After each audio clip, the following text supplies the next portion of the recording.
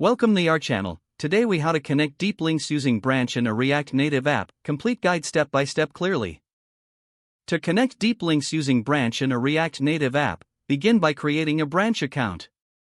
Once the account is created, log in and navigate to the dashboard. Click on Create a new app and fill in the required details.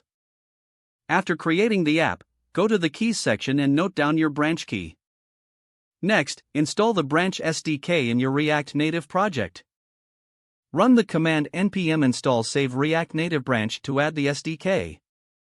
Once the installation completes, link the Branch SDK to your project.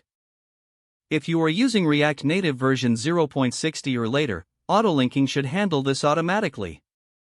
If you are using an earlier version, you may need to link it manually.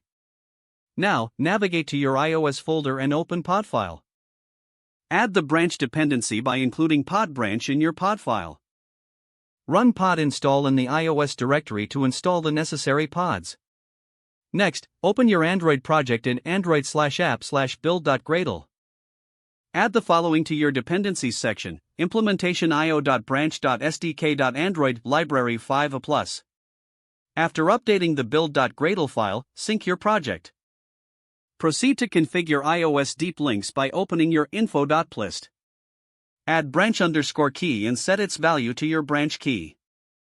Also include URL types by adding a new entry for CF bundle URL types. Set the URL schemes to your branch key without the key underscore prefix. Now, configure the Android deep links by opening and add the intent filters to the activity section to handle deep links. Set the Android host to your branch domain. Next, initialize Branch in your application. In your main component file, import Branch and call branch.init session. In your component's component didMount method, handle the response from the branch. Log any deep link data received to ensure functionality. To test your deep links, create a new link via the Branch dashboard.